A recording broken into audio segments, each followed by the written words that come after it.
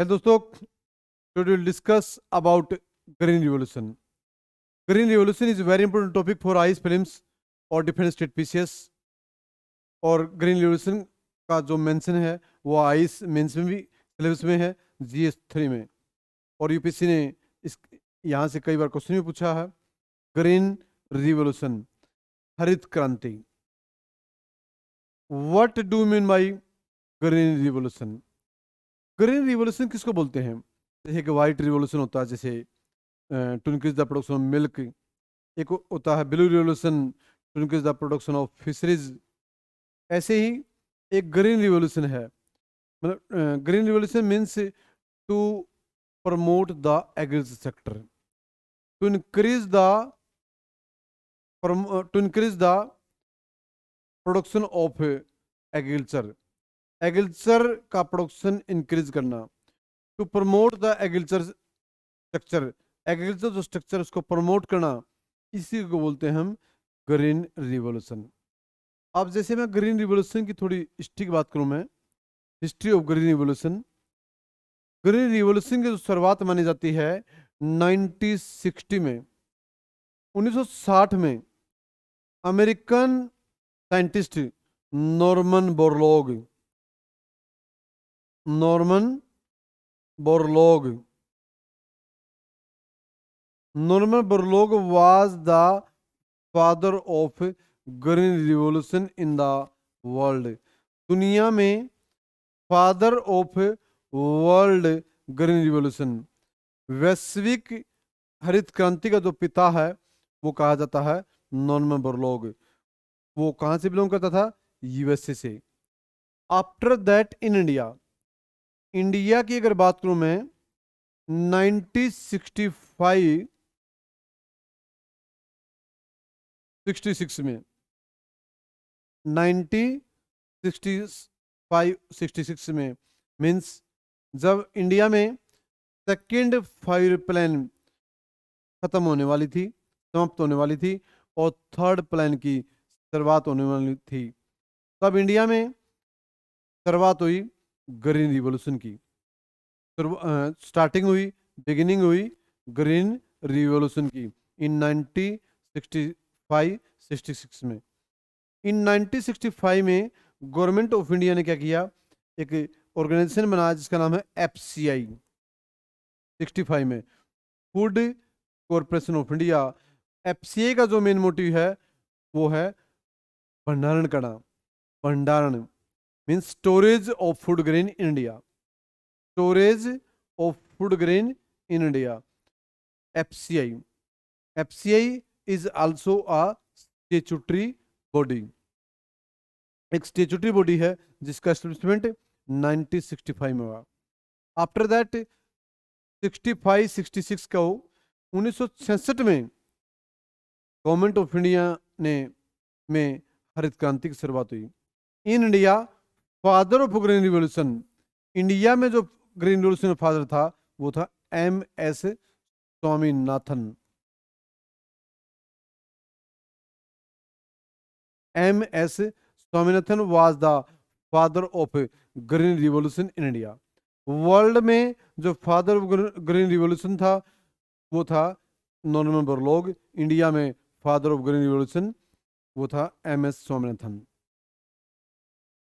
India में पहली बार effect जो पड़ा ग्रीन रिवॉल्यूशन का वो जनरली वो पड़ा वीट एंड राइस में.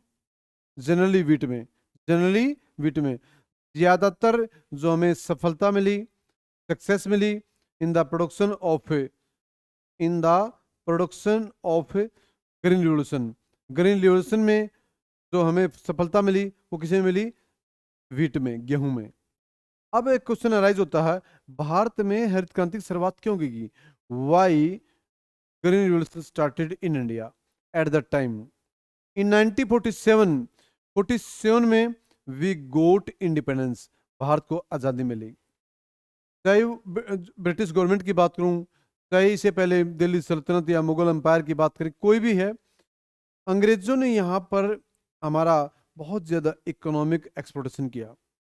एग्रीकल्चर की तरफ कुछ ज़्यादा, चाहे वो डैम है, चाहे वो इलेक्ट्रिसिटी है, चाहे वो सीड है, चाहे वो लैंड रिफॉर्म्स है, उसकी तरफ कोई ज़्यादातर ध्यान नहीं दिया। उनका मेन मोटिव केवल क्या था? Exploitation of India. After independence, independence के बाद इन फर्स्ट फाइव प्लान, पहली योजना में जवाहरलाल नेहरू ने स्ट्रेस्ड ऑन डैम, डैम पर फोकस किया इन फर्स्ट फाइव प्लान में जवाहरलाल नेहरू ने। आफ्टर दैट, क्योंकि at the time we have shortage of food, हमारे देश में फूड की शॉर्टेज थी और हम ज़्यादातर फूड ग्रेन बाहर से इंपोर्ट करते थे, बाहर से हमें इंपोर्ट करना पड़ता था अनाज। इसलिए भारत में फूड ग्रेन की जो समस्या थी, उस समस्या से निजात पाने के लिए, उस समस्या को दूर करने के लिए गवर्नमेंट ऑफ इंडिया ने फोकस किया ग्रीन रिवॉल्यूशन पर। इन 1966 में भारत में ग्रीन रिवॉल्यूशन की शुरुआत हुई under the chairmanship of M S. Swaminathan. अगर मैं ग्रीन रिवॉल्यूशन की बात करूं, ग्रीन रिवॉल्यूशन का ज़्यादातर इफेक्ट जो पड़ा था भारत में, पॉजिटिव इफेक्ट, वो Punjab, Haryana and western UP, western UP. Green revolution का ज़्यादा जो इफेक्ट पड़ा पंजाब, हरियाणा और वेस्टर्न यूपी पर ज़्यादा पॉजिटिव इफेक्ट पड़ा था। ये था एक ग्रीन रिवॉल्यूशन। अब क्वेश्चन अराइज होता है, ग्रीन रिवॉल्यूशन की कोजेज क्या रही? Causes of green revolution in India, causes, causes of green revolution in India. Bharat में ग्रीन रिवॉल्यूशन क्यों आई? ग्रीन रिवॉल्यूशन आने का जो कारण था भारत में, एक तो इंपॉर्टेंट कारण था high variety seeds, high variety seed, जो या हाई यील्डिंग सीड को HYV, हाई यील्डिंग सीड को HYS। हाई वैरायटी सीड्स क्या था? भारत सरकार ने एट द टाइम जो वीट का, जो वीट की जो वैरायटी थी वो हमने इंपोर्ट करी, गेहूं की जो वैरायटी थी वो हमने आयात की फ्रॉम मैक्सिको, और जो राइस की वैरायटी थी वो हमने इंपोर्ट करी फिलीपींस से। तो एक तो क्या है, हाई वैरायटी सीड, या ये कहें ऊंच किस्म के बीज, हाई यील्डिंग, जो ऊंच किस्म के बीज है, सीड है, वो हमने इंपोर्ट किए। वीट का कहाँ से? मैक्सिको से। और राइस का कहाँ से? फिलीपींस से। हम किसकी बात कर रहे हैं? Causes of green revolution India. पहला है हाई वैरायटी सीड। दूसरा जो रीजन था इसका, इलेक्ट्रिसिटी, इलेक्ट्रिसिटी कि भारत में इलेक्ट्रिसिटी का शुरुआत की गई, चाहे वो ट्यूबवेल है, चाहे कोई और साधन है, उस पर इक्विपमेंट है, उस पर फोकस किया गया, इलेक्ट्रिसिटी। थर्ड, कैनाल्स, कैनाल्स पर फोकस किया गया। नई नई कैनाल बनाई भारत सरकार ने, जिसे इरिगेशन फैसिलिटी बढ़ी, क्योंकि at the time shortage of irrigation facility in India. Fourth, fertiliser and pesticide, fertiliser and pesticide. Government of India ने इंडिया में काफ़ी फैक्ट्रियां लगाई, काफ़ी इंडस्ट्री लगाई फर्टिलाइजर की, पेस्टिसाइड की, और बाहर से हमने इंपोर्ट भी किया फर्टिलाइजर और पेस्टिसाइड का, जो आज भी हम, जैसे यूरिया, DAP है, बहुत ज़्यादा बाहर से आज भी हम क्या करते हैं, इंपोर्ट करते हैं। ईरान जैसे देशों से, रसिया जैसे देशों से, अमेरिका जैसे देशों से हम इंपोर्ट करते हैं। Fertiliser and pesticide, high variety seed, उस कैनाल्स, इलेक्ट्रिसिटी, उसके बाद है storage facility, storage facility like FCI, wheat और राइस, या जो भी फूड ग्रेन था उसका स्टोरेज करने के लिए हमने नए नए गोदाम, फूड कॉर्पोरेशन ऑफ इंडिया की एस्टेब्लिशमेंट किया 1965 में। नए नए स्टोर खोले गए भंडारण के लिए, स्टोरेज के लिए। और नेक्स्ट है agriculture equipment, agriculture equipment in India में to promote the agriculture system, ये एग्रीकल्चर सिस्टम को प्रमोट करने के लिए new modern agriculture equipments adopt किए गए, ट्रैक्टर मशीनरी का ज्यादा से ज्यादा उपयोग किया गया। नेक्स्ट है गवर्नमेंट एक्सपेंडिचर। गवर्नमेंट एक्सपेंडिचर, सरकार ने एग्रीकल्चर को प्रमोट करने के लिए रिसर्च को बढ़ावा दिया, एग्रीकल्चर में हैवी इन्वेस्टमेंट किया, एग्रीकल्चर सेक्टर में लोगों में अवेयरनेस प्रोग्राम चलाए, लोगों को सब्सिडी देनी शुरू करी, लोगों को सब्सिडी दी सरकार ने, सब्सिडी रेट पर आज भी सरकार पेस्टिसाइड देती, फर्टिलाइजर देती है, सीड देती है, इलेक्ट्रिसिटी देती है किसानों को, तरह तरह की सब्सिडी है किसानों के लिए, एग्रीकल्चर इक्विपमेंट पर सब्सिडी मिलती है, फर्टिलाइजर सब्सिडी मिलती है, तरह तरह की एमएसपी सरकार आज एमएसपी दे रही सरकार, लगभग 22 क्रॉप्स अंडर एमएसपी। ये थे generally causes of green revolution in India. अगर मैं ग्रीन रिवॉल्यूशन की बात करूं, इसके कुछ नेगेटिव इंपैक्ट भी रहे भारत में। इसके चैलेंजेस क्या रहे? Challenges of green revolution in India. अगर मैं ग्रीन रिवॉल्यूशन की बात करूं, इसके कई चैलेंजेस रहे। जैसे चैलेंजेस, पहला जो चैलेंजेस है इसका, पहली जो कमी रही ग्रीन रिवॉल्यूशन की, एक है ecological imbalance. Ecological imbalance due to heavy quantity of pesticide and fertiliser. Pesticide और फर्टिलाइजर का हैवी क्वांटिटी यूज होने से इकोलॉजिकल इम्बैलेंस हो गया। एक तो इकोलॉजिकल इम्बैलेंस ये नेगेटिव रहा। दूसरा रीजनल डिस्पैरिटीज,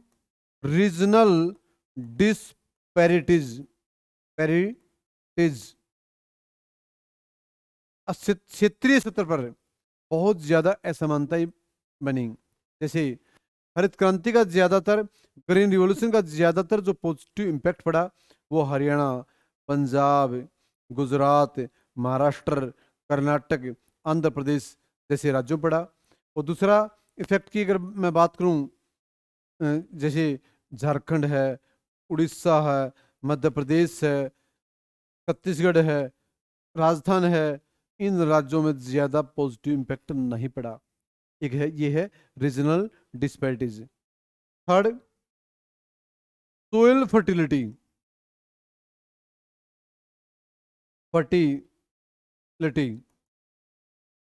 बार बार सेम क्रॉप प्रोडक्शन के कारण, बार बार किसान सेम प्रोडक्शन, वीट राइस के कारण, या डिफरेंट जो सेम क्रॉप है उनके कारण सोइल फर्टिलिटी घटती गई।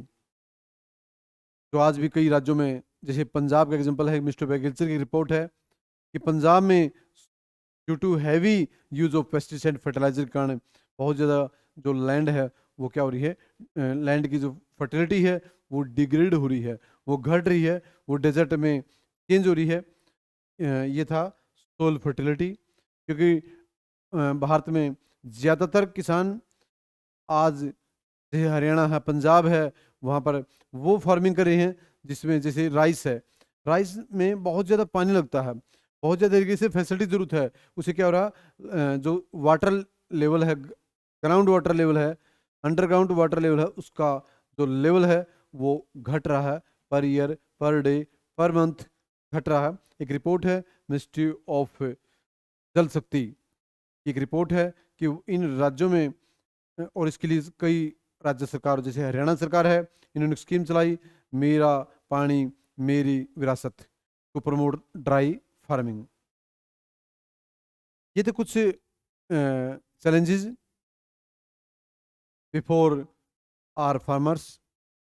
मैंने क्या बताया, ग्रीन रिवॉल्यूशन क्या है, स्टार्टिंग कब हुई, क्यों स्टार्टिंग हुई, इसके कुछ चैलेंजेस क्या हैं भारत सरकार में। उस आफ्टर दैट सरकार ने 2000 में स्टार्टिंग करी न्यू एग्रीकल्चर पॉलिसी की। न्यू एग्रीकल्चर पॉलिसी, जो न्यू एग्रीकल्चर पॉलिसी थी, based on commercial farming, not based on traditional farming. Traditional farming पर नहीं, बेस्ड ऑन कमर्शियल फार्मिंग, कि आप उस क्रॉप को पैदा करो जिसकी ज़्यादा डिमांड हो, जिसे इकोलॉजिकल बैलेंस बना रहे। ये थी एक न्यू एग्रीकल्चर पॉलिसी जिसमें new new technology, new new innovation पर फोकस किया जाए, जिसकी ग्लोबल डिमांड ज़्यादा हो, जिसकी लोकल डिमांड ज़्यादा हो, ऐसी क्रॉप को ज़्यादा से ज़्यादा आप प्रोड्यूस करो। ये थी new agriculture policy. After that India में 2004 में नेशनल कमीशन फॉर फार्मर का गठन किया गया। National commission for farmer under the chairmanship of MS Swaminathan. राष्ट्रीय किसान आयोग का गठन किया गया under the chairmanship of MS Swaminathan. इस आयोग का भी मेन रिकमेंडेशन ये थी कि भी एग्रीकल्चर को प्रमोट करो। एग्रीकल्चर, क्योंकि भारत में आज भी, जब देश आज़ाद हुआ उस टाइम देश में लगभग 80% वर्किंग इन एग्रीकल्चर सेक्टर, लेकिन आज भी भारत में लगभग 50% people working in agriculture according to economic survey. लगभग 50% आज भी किसान भारत में खेती कर रहे हैं, एग्रीकल्चर कर रहे हैं, जबकि भारत में जो फार्मिंग है साइज है is very low comparison to US, EU और अमेरिका की अपेक्षा भारत में जो लैंड साइज है, फार्म साइज है, बहुत छोटा है। अमेरिका में मात्र 6% लोग working in agriculture, but on the other hand in India आज भी approx 50% people working in agriculture sector. और इसलिए भारत में आज कौन सी फार्मिंग है? सबसिस्टेंस फार्मिंग, निर्वाह कृषि, सबसिस्टेंस फार्मिंग, हिंदी में बोलते हैं निर्वाह कृषि। मतलब क्योंकि इंडिया में लगभग 50% किसान ऐसे हैं जो एग्रीकल्चर में काम कर रहे हैं, और अप्रोक्स 65 फार्मर ऐसे हैं जो मार्जिनल फार्मर हैं, मीन्स जिनके पास लेस देन 1 हेक्टेयर लैंड है। ये था एक छोटा topic, important topic related to green revolution in India.